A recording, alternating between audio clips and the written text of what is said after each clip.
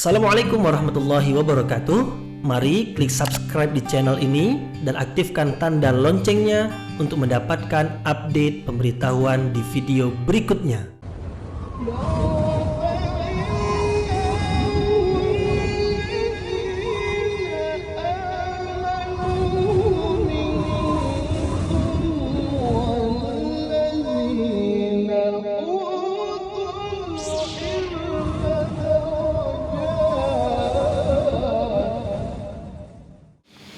A'udzu billahi minasyaitonir rajim. Bismillahirrahmanirrahim. Assalamualaikum warahmatullahi wabarakatuh. Alhamdulillahirabbil alamin wa bihi nasta'inu ala umurid dunya waddin nasta'inuhu wa nastaghfiruh wa na'udzu billahi min shururi anfusina wa min sayyiati a'malina. فمن يهد الله فلا مضل له ومن يضلل فلا هادي له أشهد أن لا إله إلا الله وحده لا شريك له وأشهد أن محمدا عبده ورسوله لا نبي بعده أما بعد. Puji syukur kehadirat Allah Subhanahu wa taala yang masih melimpahkan rahmat dan nikmatnya. Kita bersyukur dengan mengucapkan Alhamdulillahi Rabbil Alamin. Kemudian tidak lupa pula bersalawat kepada Rasulullah dengan mengucapkan Allahumma salli ala Sayyidina Muhammad wa ala ali Sayyidina Muhammad. Dan bersalam kepada Rasulullah dengan ucapan Assalamu alayka ya Rasulullah. Assalamu alayka ayyuhan nabiyyu wa rahmatullahi wa barakatuh. Alhamdulillah kita dapat kembali meneruskan pengajian tafsir ayat-ayat suci Al-Quran yang insyaAllah kita akan teruskan kepada ayat yang ke-15 hingga 18 dari surah An-Nur, yaitu masih lagi menerangkan tentang kisah yang berlaku pada masa Rasulullah dahulu, khususnya adalah yang berlaku ke atas Sayyidah Aisyah radhiyallahu anha, yaitu istri Rasulullah dan ibu bagi orang-orang beriman, bahwasanya ada sebahagian atau satu golongan dari yang mengaku sebagai kalangan orang-orang yang beriman tetapi menuduh Aisyah radhiyallahu anha telah melakukan perbuatan yang tercela, yaitu lebih jelasnya adalah perbuatan zina bersama dengan seorang sahabat Nabi yang bernama Safwan bin Mu'attal, seperti yang telah kita terangkan sebelum ini, yaitu adalah karena Aisyah tertinggal dari rombongan disebabkan karena Aisyah mencari barang, yaitu kalungnya yang hilang ketika membuang hajat, sehingga begitu lama mencari kalung tersebut, kemudian apabila telah menjumpainya kembali ke tandunya atau sekedupnya, ya, atau yang membawanya, yaitu tandu atau keranda yang membawanya, rupanya rombongan sudah pergi, maka Aisyah tertinggal. Kemudian Aisyah coba mengejarnya tetapi tidak mendapatinya. Kemudian Aisyah kembali ke tempat awal dengan harapan rombongan akan menyadari bahwasanya beliau tertinggal, kemudian nanti akan kembali menjemputnya, tetapi rupanya tidak. Demikianlah takdir Allah Subhanahu wa taala, karena semuanya tidak lepas dari takdir. Kemudian ada sahabat Nabi yang memang ditugaskan sebagai yang paling di akhir sekali dari rombongan untuk memastikan tidak ada musuh yang mengikut dari belakang, atau mungkin ada barang yang tercicir, tertinggal. Maka sahabat yang paling belakang ini, yaitu Safwan bin Mu'attal, inilah yang akan menguruskannya. Rupanya hari telah berganti malam, kemudian di malam itu Safwan melihat ada sosok hitam, lebih hitam, agak hitam. Kemudian setelah mendekati, rupanya Aisyah radhiyallahu anha, maka Safwan pun mengucapkan perkataan istirja, yaitu mengucapkan inna lillahi wa inna ilaihi raji'un. Maka Aisyah pun terkejut, terbangun, karena ketika tidur itu mukanya nampak, wajahnya terlihat. Kemudian Aisyah segera menutup wajahnya dengan khimarnya, dengan kainnya. Tidak ada perkataan yang lain, melainkan hanya itu saja yang didengar oleh Aisyah. Kemudian tidak ada satu patah kata lagi dari Safwan kepada Aisyah dan dari Aisyah kepada Safwan. Hanya saja Safwan bin Mu'attal merendahkan untanya, kemudian Aisyah menaikinya, kemudian digiringlah, ditariklah tali unta itu oleh Safwan sampailah menjumpai rombongan di Nahrul Dhahirah. Pada masa itu sudah siang. Nah, dilihat oleh ramai orang, termasuk oleh kepala orang-orang munafik yang kita sebut sebelum ini, yang namanya siapa? Siapa namanya? Abdullah bin Ubay bin Salul. Abdullah bin Ubay bin Salul. Akhirnya tersebarlah berita bohong, kononnya Aisyah telah melakukan perbuatan yang tercela, padahal mereka tidak melihatnya, tidak menyaksikannya, hanya melihat ketika mereka datang saja. Tetapi apa yang berlaku di sana, yaitu di tempat Aisyah tertinggal, tak ada siapa yang tahu. Tidak ada saksi yang bisa memberikan keterangan. Maka orang-orang munafik melihat ini adalah peluang untuk menjatuhkan kehormatan Rasulullah, kehormatan keluarga Rasulullah.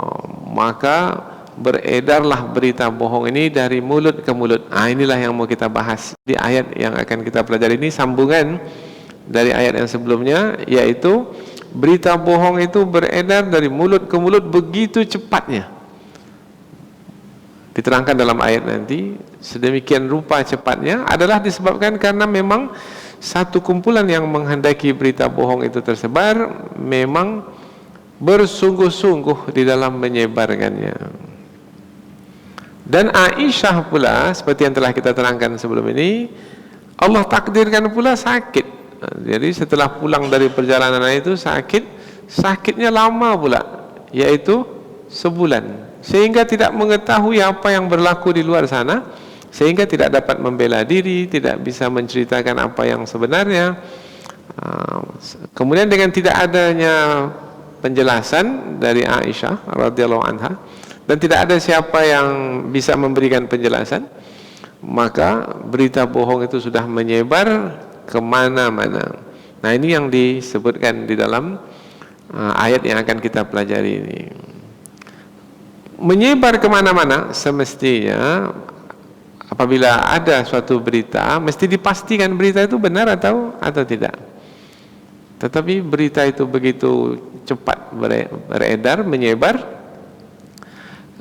kemudian pastilah penyebaran itu disebabkan karena ada yang menyebarkan, dan satu lagi adalah ada yang mau mendengarkannya. Nah, karena kalau masyarakat itu tidak mau mendengarkan berita yang tidak bisa dipastikan kebenarannya, maka tidak akan menyebar juga.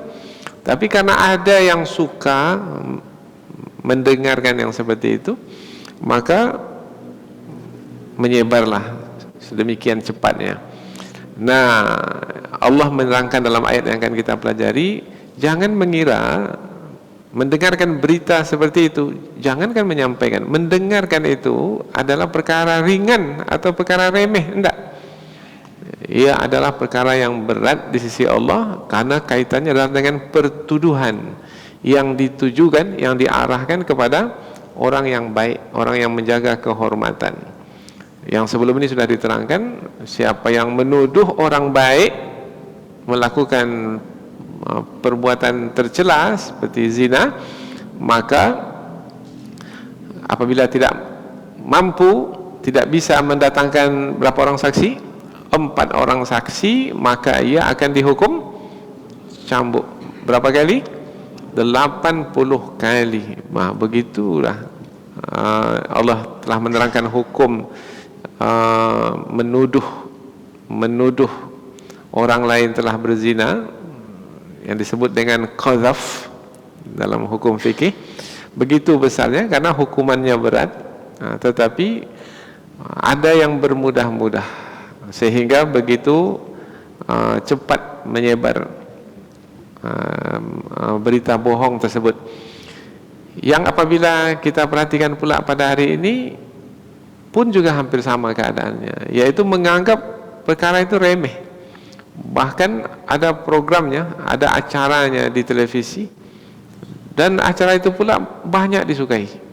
Ya, namanya acara itu apa namanya? Infotainment, gosip.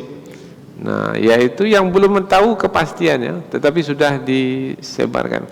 Dan banyak pula yang menyukai acara itu, bahkan termasuk acara yang tinggi ratingnya, karena banyak penontonnya. Nah, maka Allah menyebutkan dalam ayat yang kita pelajari, jangan kamu mengira itu adalah perkara ringan, remeh. Tidak, itu adalah besar di sisi Allah Subhanahu wa ta'ala. Semestinya Allah memberikan pengajaran dalam ayat yang akan kita pelajari nanti, yaitu semestinya kalau kita mendengar berita yang seperti itu dan orang yang menyampaikan berita itu tidak mampu mendatangkan 4 orang saksi, semestinya kita mendiamkan diri, bahkan mengatakan, yaitu ini adalah dusta yang nyata. Apalagi yang dituduh itu bukan sembarang orang. Yang dituduh itu adalah orang yang sangat menjaga diri, istri Rasulullah, ibu sendiri. Maka ia adalah yang perlu diperhatikan, untuk jadi pelajaran. Maka Allah mengingatkan bahwasanya peristiwa yang berlaku itu hendaknya menjadi peristiwa yang terakhir. Jangan sampai orang-orang beriman melakukan lagi yang seperti itu, yaitu menyebarkan berita bohong atau berdiam diri, yaitu tidak menolak berita bohong tersebut. Itu tidak baik. Maka jangan sampai itu berlaku lagi pada masa yang akan datang di tengah masyarakat kaum muslimin, orang-orang beriman. Demikianlah Allah Subhanahu wa ta'ala menjelaskan ayat-ayatnya sedemikian rupa berkaitan dengan hukum yang akan merusak sistem di tengah masyarakat. Maka dengan demikian kita memahami bahwasanya Allah Subhanahu wa ta'ala maha mengetahui lagi maha bijaksana. Inilah dia beberapa ayat yang akan kita pelajari sebagai muqaddimah dari pelajaran dari 4 ayat, yaitu dari ayat yang ke-15 hingga 18 dari surah An-Nur. Sebagaimana biasa, kita akan membaca ayat terlebih dahulu, kemudian kita akan menterjemahkannya supaya kita lebih dekat dengan kandungan ayat. Allah Subhanahu wa ta'ala berfirman, A'udzu billahi minasyaitonir rajim. Bismillahirrahmanirrahim.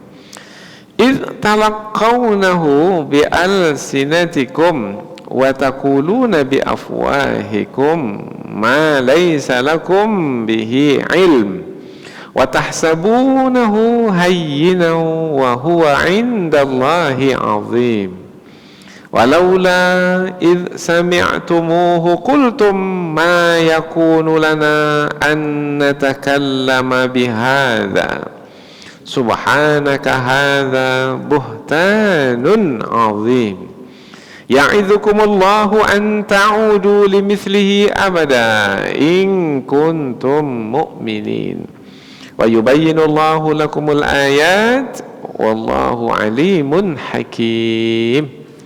Allah Subhanahu wa ta'ala berfirman, ingatlah ketika talaqawnahu, kamu menerimanya. Nya di situ adalah berita bohong, berita dusta yang beredar bi alsinatikum, dari mulut ke mulutmu. Ini ayat ini ditujukan kepada orang-orang beriman ya. Ingatlah ketika kamu menerima berita dusta itu dari mulut ke mulutmu, wa taquluna, dan kamu berkata bi afwahikum, dengan mulut-mulutmu, ma laisa lakum bihi ilm, yang kamu tidak ada pengetahuan sedikit pun tentangnya. Mana ada yang tahu apa yang berlaku antara sahabat Safwan dengan Sayyidah Aisyah di tempat Sayyidah Aisyah tertinggal itu? Mana ada siapa yang tahu? Tak ada siapa yang tahu. Tapi bagaimana bisa menceritakannya pula, menyampaikan berita itu pula. Wa tahsabunahu, dan kamu mengiranya berita dusta itu hayyinan, ringan saja atau remeh. Wa huwa, padahal dia indallah, di sisi Allah, azim, besar. Ingatlah ketika kamu menerima berita dusta itu dari mulut ke mulut, dan kamu berkata dengan mulutmu apa-apa yang kamu tidak memiliki pengetahuan tentangnya sedikit pun, dan kamu mengiranya menyampaikan berita dusta itu adalah ringan, sedangkan ia adalah besar di sisi Allah Subhanahu wa taala, atau berat di sisi Allah. Ayat berikutnya, walaula, dan mengapa tidak, sami'tumuhu, ketika kamu mendengarkan berita dusta, berita bohong tentang Aisyah itu. Kultum, kamu mengatakan. Mengapa kamu tidak mengatakan ketika kamu mendengarkan berita dusta itu, yaitu mengatakan apa? Ma yakunu lana, tidak patut bagi kita, an natakallama, untuk mengatakan bihadza, perkataan ini. Ini perkataan ini tentang ibu orang-orang beriman, tentang istri Rasulullah. Mestinya mengatakan, tak patut kita untuk mengatakan perkataan ini. Subhanak, maha suci engkau ya Allah, hadza, ini adalah buhtanun, dusta azim, yang nyata, dusta yang nyata. Yaitu kalau menggunakan akal lah, mana mungkin istri Rasul yang senantiasa menjaga kehormatan melakukan perbuatan yang tercela. Pasti apabila Rasul itu dijaga oleh Allah, maka istri Rasul pun juga akan dijaga oleh Allah. Karena tercemarnya istri Rasul itu membawa kepada tercemarnya kedudukan Rasulullah Sallallahu Alaihi Wasallam. Mestinya memahami demikian apabila menggunakan akal fikiran. Tapi orang munafik itu pandai dia membalikkan fakta. Mengapa kamu tidak mengatakan ketika kamu mendengarkan berita dusta itu, yaitu mengatakan tidak layak bagi kita untuk berbicara atau untuk mengatakan perkataan ini, maha suci engkau ya Allah, ini adalah dusta yang besar. Ayat berikutnya, ya'izukum, memberi peringatan kepadamu, Allah memberi peringatan kepadamu, yaitu anta'udu, jangan sekali-kali kamu kembali limithlihi, melakukan perbuatan yang seperti itu abada, selama-lamanya. Jadikan peristiwa itu sebagai pelajaran, peringatan. Jangan buat lagi macam itu. Jangan lagi suka-suka menuduh. Berat akibatnya. In kuntum, jika kamu mukminin, adalah orang-orang beriman. Allah memperingatkanmu, jangan kamu sekali-kali kembali lagi melakukan perbuatan yang seperti itu selama-lamanya jika kamu beriman. Ayat berikutnya, wa yubayyinu, dan menjelaskan Allah dan Allah menjelaskan lakum, bagimu, al-ayat, ayat-ayat. Wallah, dan Allah alim, maha mengetahui, hakim, maha bijaksana. Dan Allah menjelaskan bagimu ayat-ayatnya, dan Allah maha mengetahui lagi maha bijaksana.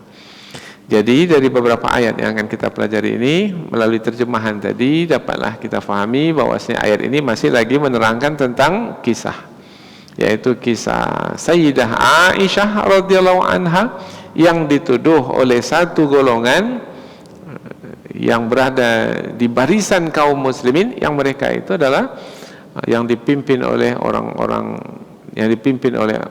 munafik, kepala munafik, yaitu yang menuduh Aisyah telah melakukan perbuatan yang tercela, kemudian beredar dengan mudah, dengan cepat dari mulut ke mulut.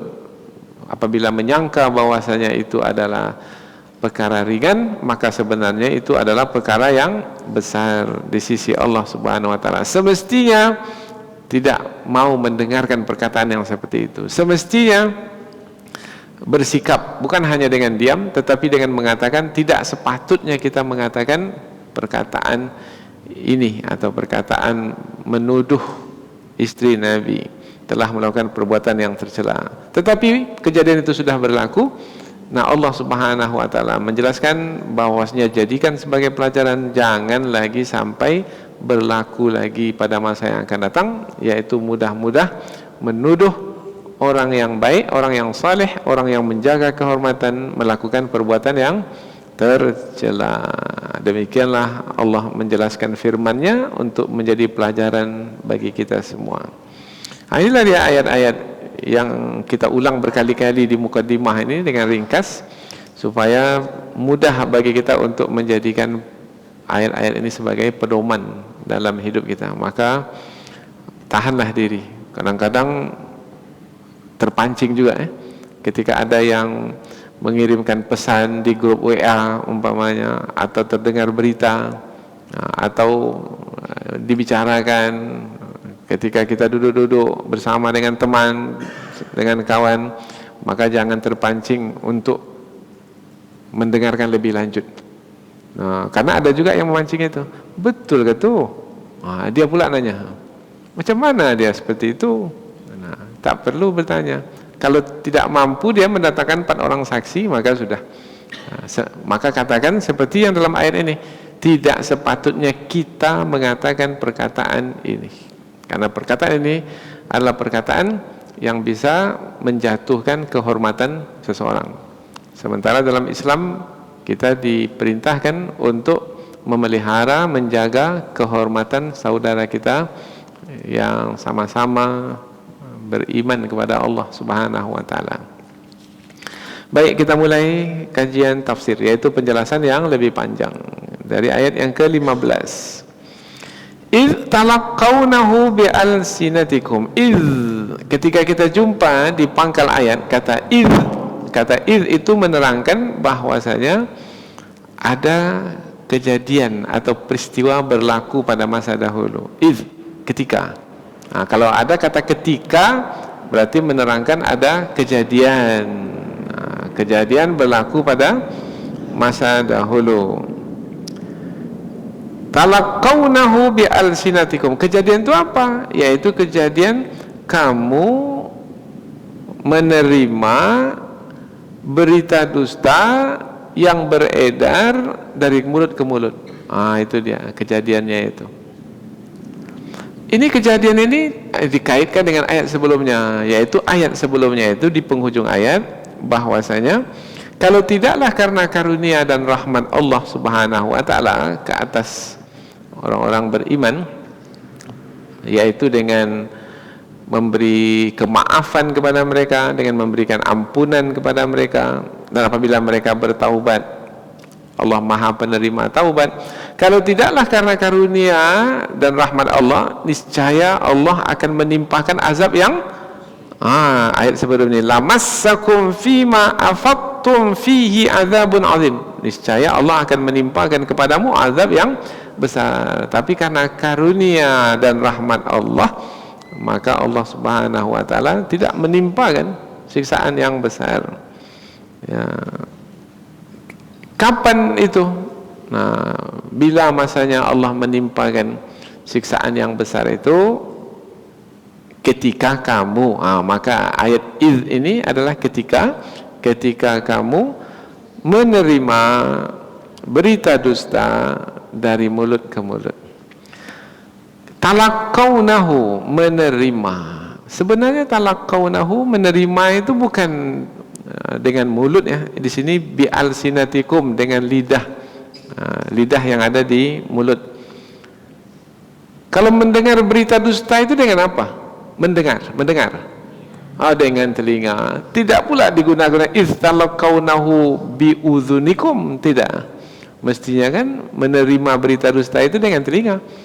Tapi disebut di sini mendengar. Ketika kamu mendengarkan atau menerima, ketika kamu menerima berita dusta itu dengan lidahmu. Menerima berita dusta dengan lidah. Ini ayat ini penyampaian seperti ini untuk menerangkan bahwasanya begitu cepatnya beredar berita dusta, seakan-akan yang menerima itu bukan telinga lagi. Seakan-akan yang menerima itu adalah lidah. Kemudian lidah itu langsung menyampaikannya kembali. Kan kalau dari telinga, maka nanti baru dipindah ke lidah. Bermana ada berapa organ tubuh itu yang disebut? 2, 1 telinga, 1 lidah. Ini yang telinganya tak disebut. 1 aja organ tubuh yang disebut. Ketika kamu menerima berita dusta itu dengan lidahmu, kemudian berpindah dari lidah ke lidah. Tapi dalam terjemahan dari mulut ke mulut, maksudnya adalah lidah bergerak mengeluarkan kembali kata dusta yang diterima itu. Ayat ini penyampaiannya seperti itu untuk menerangkan berita dusta itu begitu cepatnya beredar. Dan tadi kita sebut Aisyah pula sakit, tak keluar rumah selama 1 bulan. Bayangkanlah itu, 1 bulan tak keluar rumah, berita beredar ke sana kemari. Rasulullah ada masuk menemui Aisyah ketika sakit itu, tapi Rasulullah tak ada bertanya karena sedang sakit. Kemudian Rasulullah hanya bertanya, kaifatikum, bagaimana keadaanmu wahai Aisyah? Rasulullah tahu bahwasanya Aisyah sedang sakit. Tapi biasanya Rasulullah banyak bertanya, suka bermain. Jadi ada terasa oleh Aisyah perubahan sikap Rasulullah.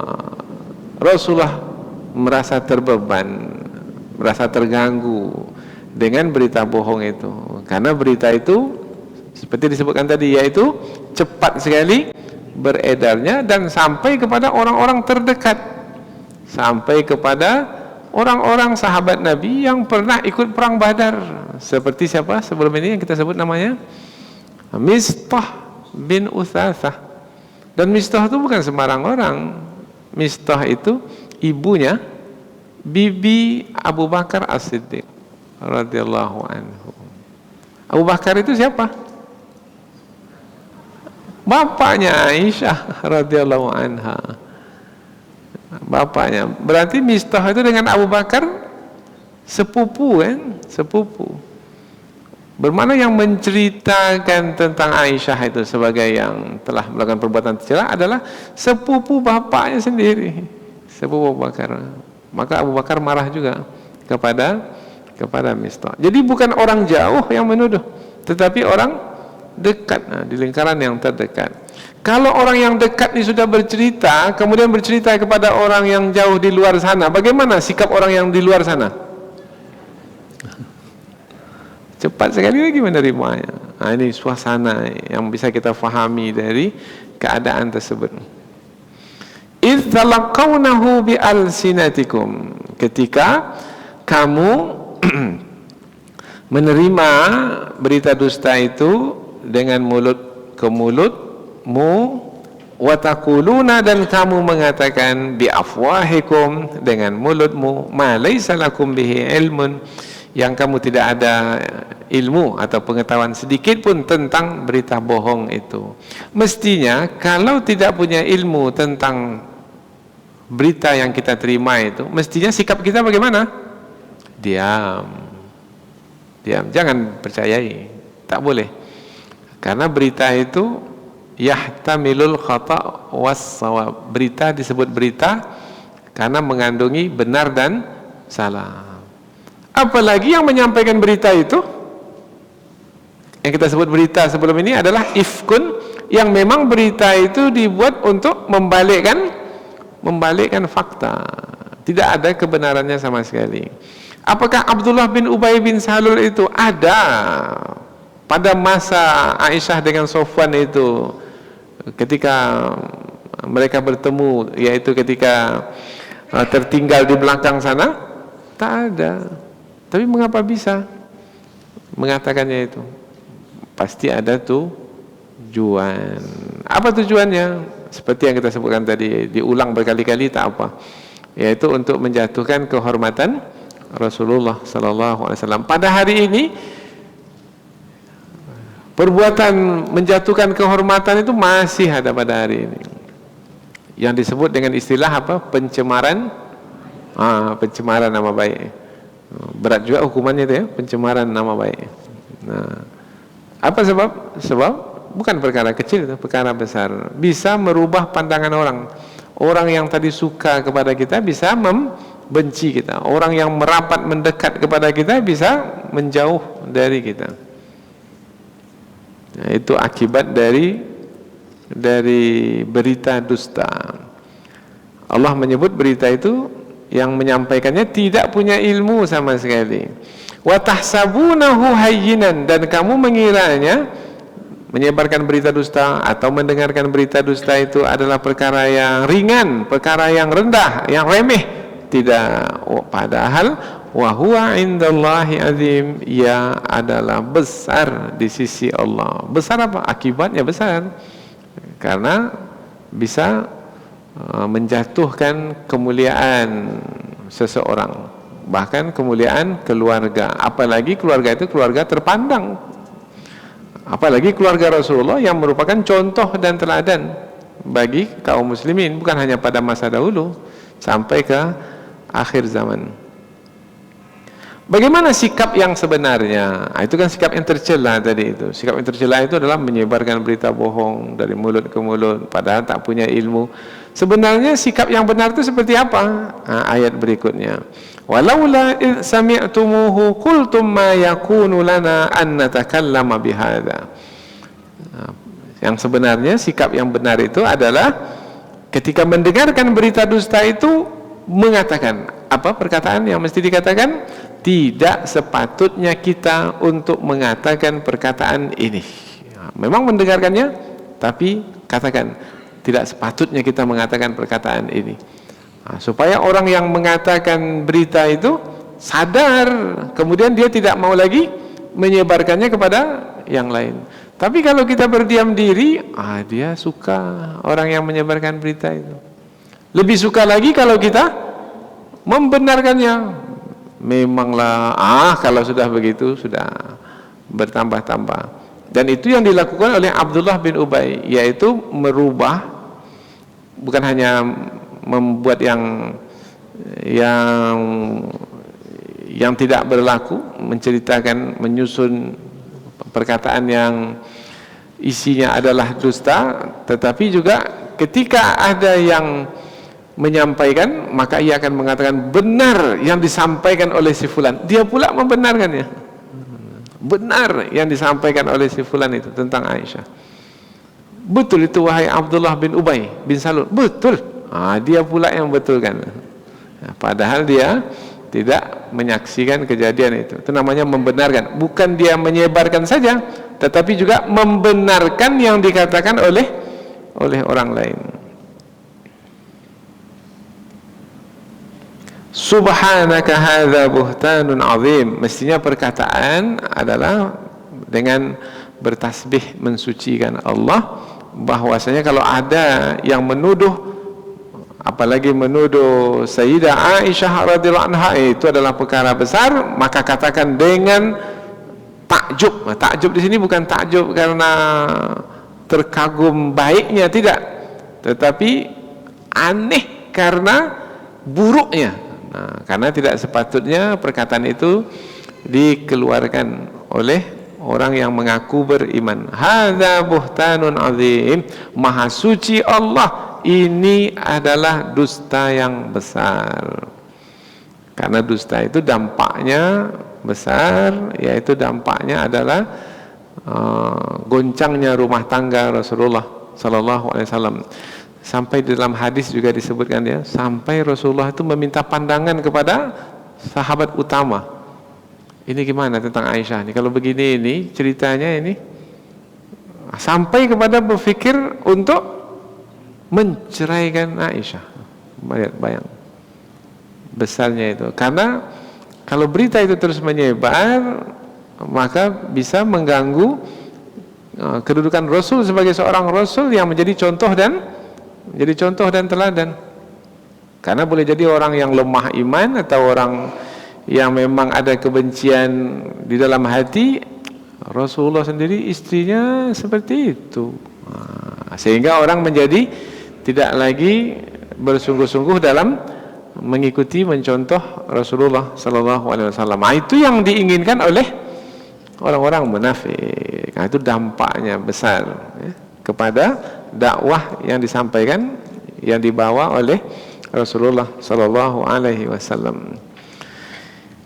Kemudian di ayat yang berikutnya Allah mengingatkan, ya'idzukumullahu an ta'udu limithlihi abada. Allah mengingatkanmu wahai orang-orang beriman, kalau berlaku lagi peristiwa yang seperti itu pada masa yang akan datang, jangan terulang kembali, yaitu mudah menuduh, yaitu dengan berita bohong, dusta, tak ada bukti, tak punya saksi, kemudian menyebarkannya dari mulut ke mulut. Jangan sampai berulang lagi. In kuntum mu'minin, jika kamu beriman.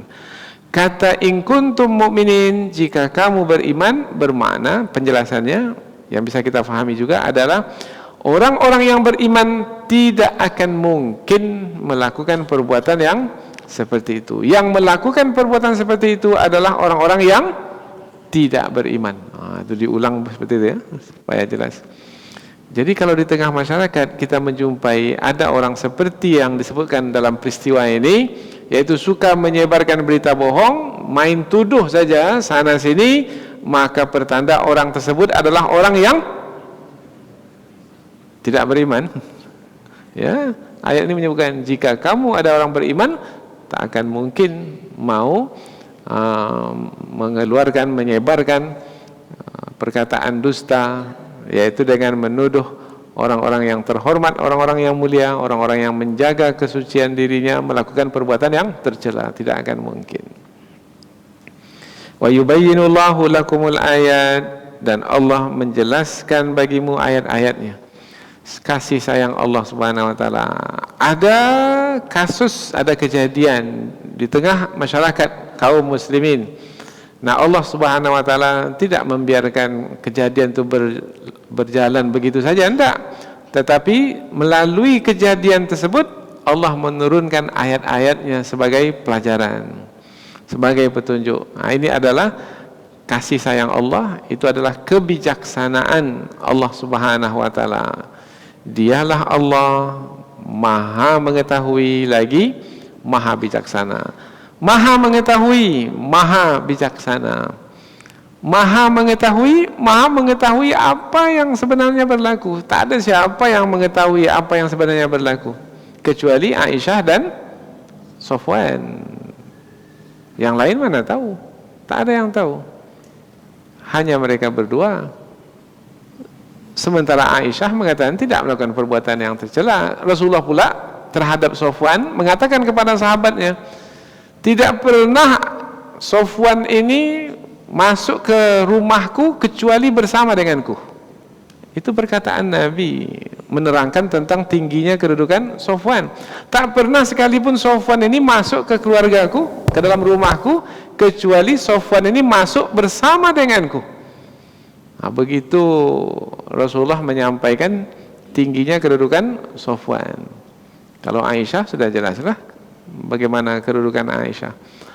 Tapi sudah begitu tinggi kedudukan Safwan dan juga Aisyah, tetap juga ada berita dusta itu dan menyebar dengan cepat di tengah masyarakat dan dipercayai pula bukan oleh sembarang orang, oleh orang-orang yang dekat dengan Rasulullah sallallahu alaihi wasallam. Itu seperti itu keadaan pada masa dahulu. Kalau kita bandinglah pada masa sekarang, siapalah orang sekarang ini ya, yang sebanding dengan Sofwan bin Mu'attal itu siapa? Yang laki-lakinya. Yang sebanding dengan Aisyah radhiyallahu anha itu siapa perempuan itu sekarang?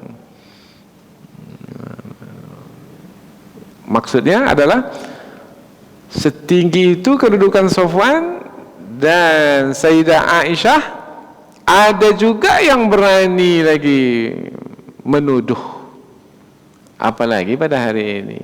Maka lebih banyak lagi, lebih mudah lagi, lebih berani lagi dalam menuduh, padahal menuduh tanpa bukti, tanpa 4 orang saksi, itu adalah dosa besar. Maka ketika dilihat oleh para ulama penyampaian ayat berkaitan dengan qadzaf ini, menuduh orang lain yang baik-baik itu melakukan perbuatan tercela yaitu zina, karena begitu ancamannya besar disebutkan dalam ayat, maka ada di antara ulama tafsir menyebutkan menuduh orang lain berbuat zina itu adalah dosa besar. Sama seperti dosa besar yang lainnya, mencuri, berzina. Jadi dosa besar itu bukan hanya berzina, menuduh orang lain berzina pun juga dosa besar. Apabila melihat dari penyampaian ayat-ayat berkaitan dengan orang-orang yang menyampaikan berita dusta, khususnya dahulu ketika peristiwa yang berlaku ke atas Aisyah radhiyallahu anha. Dan Allah Maha mengetahui, ya, dengan pengetahuannya yang sempurna, memberitahukan inilah kejadian yang sebenarnya berlaku. Nah, tinggal lagi sekarang mereka yang menyebarkan berita berhenti tidak dalam menyebarkan atau masih mempercayainya. Allah sendiri yang Maha mengetahui sudah memberikan kesaksian. Maka siapa mereka kalau masih juga menyebarkan berita dusta? Maka orang-orang munafik menjadi takut selepas kejadian ini, menjadi takut untuk menyebarkan berita dusta. Sebab melalui kejadian ini Allah Subhanahu wa taala memperlihatkan dusta mereka. Jadi mereka berdusta, rupanya Allah tidak membiarkan orang munafik itu berdusta begitu saja tanpa memberitahukan mereka berdusta. Allah beritahukan mereka itu berdusta. Akhirnya, ini apabila kita berdusta lagi pada masa yang akan datang, maka Allah akan memberitahukan, karena Allah Maha mengetahui siapa yang berdusta. Maka melalui ayat ini, alim, Allah Maha mengetahui. Maka sampailah ke bahasa kita sekarang ini, Allah tidak, apa biasanya kita sebut, dusta, fitnah. Itu hanya fitnah yang ditujukan kepada kita, fitnah, bohong. Tapi Allah tak tidur. Biasanya kita menyebut gitu. Nantilah sampai masanya Allah Subhanahu wa taala akan memperlihatkan mereka itu memang berdusta. Nah, biasanya kita begitulah, karena kita berserah diri kepada Allah Subhanahu wa taala yang alim, Maha mengetahui, hakim, Maha bijaksana. Bijaksana menempatkan sesuatu pada tempatnya. Yang benar dibenarkan, yang salah disalahkan. Itu bijaksana. Tapi kalau yang benar disalahkan, yang salah dibenarkan, itu bijaksini namanya. Itu hanya zalim, ya, tidak berlaku adil. Yang bijaksana itu berlaku adil. Aisyah benar, Rasulullah benar kan? Ya, Allah Subhanahu wa taala benar kan?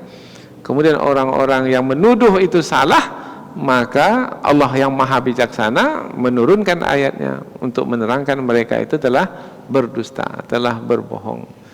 Jadi Allah yang Maha mengetahui, Allah yang Maha bijaksana dahulu memperlihatkan kebijaksanaannya, maka Allah yang Maha bijaksana sekarang pun akan memperlihatkan kebijaksanaannya pula pada hari ini. Maka kita dengan mempelajari kisah ini, kita menjadi tenang dalam menjalani hidup ini, karena Allah tidak pernah meninggalkan hamba-hambanya, sehingga hambanya itu menjadi korban dusta dan fitnah oleh orang-orang yang berkepentingan atau orang-orang yang berniat jahat. Mudah-mudahan apa yang kita pelajari ini ada manfaatnya insyaallah. Subhanakallahumma wa bihamdika Asyhadu an la ilaha illa anta wa astaghfiruka wa atubu ilaik. Wassalamualaikum warahmatullahi wabarakatuh.